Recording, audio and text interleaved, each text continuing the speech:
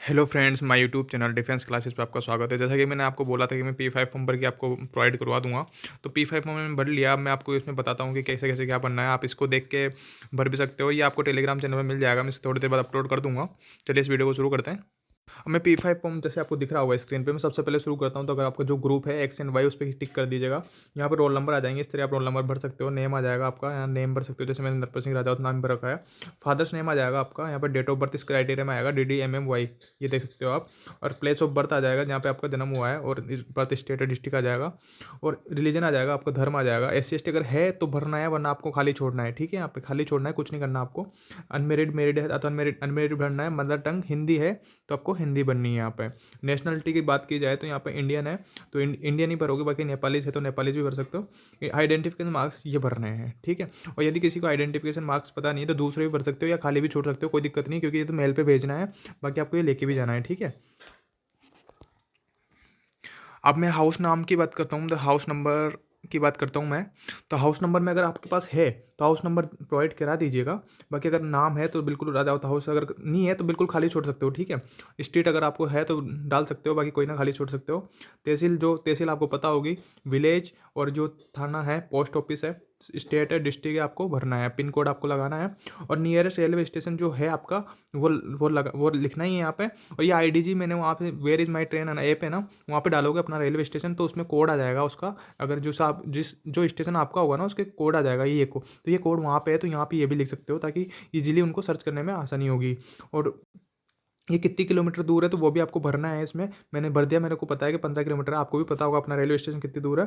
और ST SC OBC यदि others जो भी आपकी कास्ट है, इसमें जो भी कैटेगरी है वो भर सकते हो। मैं जनरल में आता हूँ इसलिए मैंने अदर्स कर दिया।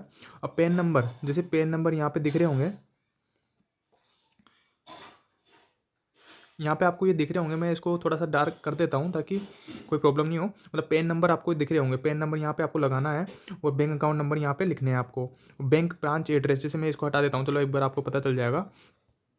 तो पेन नंबर आप लिख दीजिएगा, आधार कार्ड नंबर लिख दीजिएगा, और बैंक अकाउंट नंबर ये आपके भर देंगे। स्टेट बैंक ऑफ इंडिया जैसे बैंक नाम है ना, और बैंक ब्रांच एंड एड्रेस। तो बैंक ब्रांच मेरी इंद्रगढ़ है और उसका एड्रेस ये है, ठीक है, तो वो भरना है।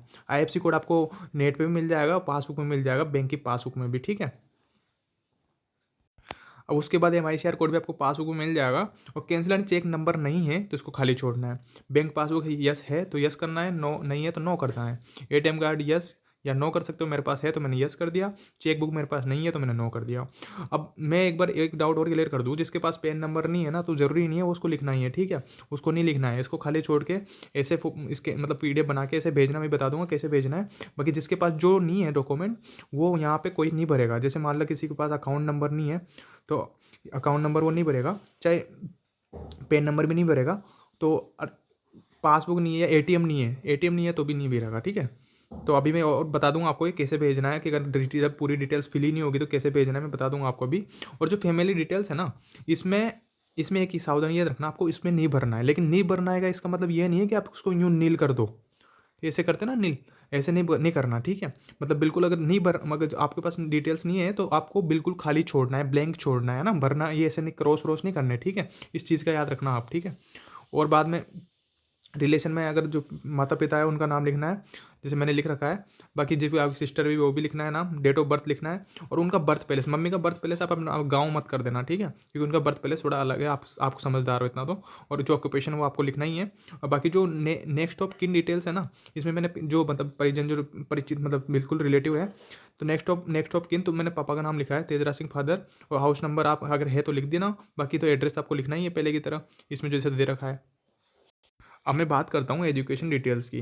तो सबसे पहले अगर मैं 10th पास सर्टिफिकेट नंबर की बात करूँ तो 10th पास यहाँ ऊपर ऊपर आपको दिख रहे होंगे, यहाँ पर 10th पास सर्टिफिकेट नंबर लिखने हैं। उसके बाद में यहाँ पे एजुकेशन क्वालिफिकेशन 10+2 डिप्लोमा ग्रेजुएट तक जो भी आपने किया है तब तो वहाँ तक लिखना है आपको, ठीक है। ग्रेजुएट तक भी लिखना है अगर किया है तो आपने। Place and name of school where you entered.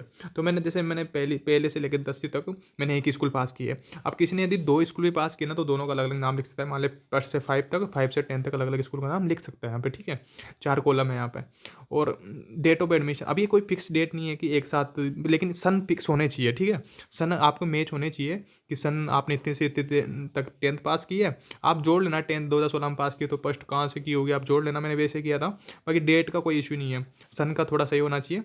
और 12th है, वो 12th जो इस स्कूल से पास की हो, 11 12th मैंने इससे की है, आदर्श पब्लिक स्कूल सीकर, तो फिर आप यहाँ पे 2016 से लेकर 2018 तक अब ये सन सही होने चाहिए। बाकी आपके अकॉर्डिंग जो भी सन आपने पास किया वो लिखना है। और मैंने जैसे बीएससी की है तो university of Maharaja college Jaipur, तो बीएससी फर्स्ट एंड सेकंड, तो ये 2018 से 2020 तक, ठीक है, ये हो गया होगा। अभी ये आपको समझ में आ गया होगा। अब मैं 10th की बताता हूँ, अब कितनी परसेंट है वो लिखना है आपको यहाँ पे। जैसे मेरे बाढ़ में, तो बाढ़ में लिख दी मैंने, और डिवीजन लिखना है, फर्स्ट लिख दी, आरबीएससी बोर्ड है, राजस्थान बोर्ड है तो राजस्थान बोर्ड लिख दिया, आपका जो बोर्ड है वहाँ पे लिख देना। और यहाँ पे सब्जेक्ट जो स्टडी है ना, अभी इसमें सारे सब्जेक्ट अगर बिल्कुल अगर खुल खोल के लिखोगे तो नहीं मांगेंगे, इसलिए आप इसको शॉर्ट में भी लिख सकते हो, ठीक है। जैसे मैंने एसएसटी लिखा है तो कोई दिक्कत नहीं है इसमें। 12th का आपको जो परसेंटेज है वो फर्स्ट है, डिवीजन है, बोर्ड है, वो लिख देना। एनसीसी सर्टिफिकेट आपके पास है तो लिख देना, जैसे आर्मी है तो आर्मी लिख देना, कौन सा सर्टिफिकेट है। अगर बी सर्टिफिकेट है तो यहाँ पे आर्मी लिख देना, ठीक है। बाकी नहीं है तो खाली छोड़ देना है, ये आपको खाली छोड़ना ही है। अब मैं बात करता हूँ, जैसे आपको जो रिलेटिव के 2 नाम नहीं लिखने हैं, जैसे आपको यहाँ पे जो आपको कैरेक्टर को मतलब भाई बताने लायक हैं या नहीं, ये बंदे कैरेक्टर माने से पूछा जाएगा, कभी कभी आए वेरिफिकेशन करने। बाकी होता नहीं है या नहीं होता तो बात की बात है, लेकिन इनसे वेरिफिकेशन करने आएंगे तो आपको रिलेटिव के नाम नहीं देने यहाँ पे, क्योंकि उन्होंने साफ दे रखा है इसमें, नॉट योर रिलेटिव। आपके रिलेटिव नहीं होने चाहिए, आपके पड़ोसी हो सकते हैं लेकिन आपके रिलेशन में नहीं होने चाहिए, मतलब आपके परिवार के नहीं होने चाहिए बंदे को। तो मैंने 2 का नाम लिखा है, उनका एड्रेस भी लिखा है, यहाँ पे लिखना पड़ेगा। और यहाँ पे हाइट आपको मेजरमेंट करवाया होगा मेडिकल के टाइम पे, तो वो लिखना है आपको यहाँ पे। अब मिनिमम जो लेग लेंथ है वो 100 सेंटीमीटर, मतलब 98 भी होती है, 95 भी मान सकते हो। बाकी मेरी 100 है तो मैंने 100 लिख दिया, आपकी जो है वो लिख देना। मिनिमम चेस्ट मेजरमेंट है तो 80 सेंटीमीटर में ना, और 86 है तो आपको जो है वो लिख देना। मिनिमम जो फुलाव है ना वो 5 सेंटीमीटर का होता है। बॉडी टेटू नहीं है तो नो कर दिया मैंने। और ये दोनों ब्लैंक्स है, ये दोनों ब्लैंक छोड़ने हैं, ये दोनों। और इसमें जो डेट है मैंने आज की लिख दी मैं इसको, और ये सिग्नेचर मैंने कर दिए यहाँ पे, ठीक है।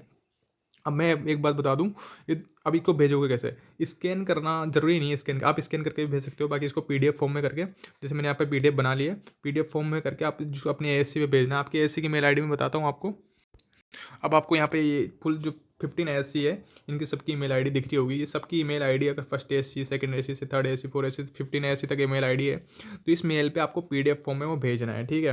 अगर किसी के पास कोई डॉक्यूमेंट मतलब उसमें कुछ इन्फॉर्मेशन नहीं है तो बिल्कुल ब्लैंक करके भेजना है, क्योंकि वो आपको लेके जाना पड़ेगा एक बार, ठीक है। एएससी पे तो आपको ऐसे फेज 2 जहाँ पे दिया था आपने वहाँ पे ऐसे भेजना है। बाकी आपको ये जो P5 फॉर्म है ये आपको लेके जाना पड़ेगा ज्वाइनिंग टाइम पे अपने साथ में, ठीक है।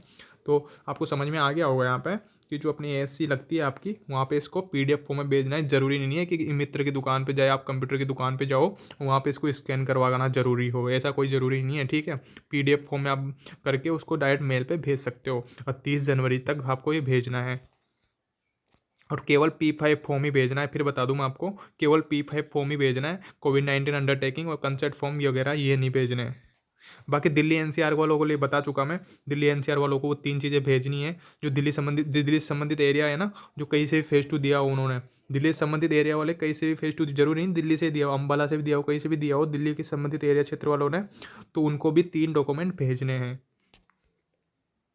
अब मैं आपके एक प्रॉब्लम का सोल्यूशन ही बताता हूँ कि जैसे मान लो किसी के पास कोलेटर नहीं आया है, ई कोलेटर आने का बोल रखा था इसमें कि ई कोलेटर आ जाएगा जो ईमेल पे आता है। अगर किसी बंदे का नहीं आया है तो वो क्या करेगा, जैसे जिस इनरोलमेंट में जिस नंबर पे उसका नाम है उसका प्रिंट आउट, पूरी इनरोलमेंट लिस्ट का प्रिंट आउट नहीं निकलवाना है, क्योंकि उसमें बहुत सारे पेज है, उसके प्रिंट आउट नहीं निकलवाना है आपको। जिस जगह आपका नाम है उस पेज का आपको प्रिंट आउट निकलवाना है और उसको एएससी पे ले जाना है। आपका वही ज्वाइनिंग लेटर का काम करेगा। आपको समझ में आ गया होगा, जो आपका प्रिंट आउट जिस इनरोलमेंट में जहाँ आपका नाम है उसका प्रिंट आउट निकलवा के एएससी एयरमैन सिलेक्शन सेंटर पे ले जाना है। वही आपका किसका काम करेगा, ज्वाइनिंग लेटर का काम करेगा। तो आप आपके मन में जो भी अभी डाउट होगा ना, ज्वाइनिंग लेटर नहीं आया सर, क्या करो, क्या होगा सर, तो इसका आप प्रॉब्लम मैंने सोल्यूशन बता दिया है। अब बार बार आप इसको कमेंट बॉक्स में मत पूछना कि सर ज्वाइनिंग लेटर नहीं आया क्या करें सर, तो वो इसका सोल्यूशन है, ये हो जाएगा, ठीक है। फिर भी अगर आपके मन में P5 फॉर्म को और किसी भी रिलेटेड कोई डाउट है तो आप टेलीग्राम चैनल पर जुड़े। और जो भी मैंने P5 फॉर्म बताया था भरा हुआ, ये मैं टेलीग्राम चैनल पर अपलोड कर दूंगा। अगर आपको चाहिए PDF फॉर्म में तो आपको टेलीग्राम चैनल पर मिल जाएगा, ठीक है। अगर वीडियो अच्छा लगे तो कृपया लाइक एंड सब्सक्राइब कीजिएगा। बाकी अगर नहीं लगे तो कोई ना, डिसलाइक भी कर सकते हो आप।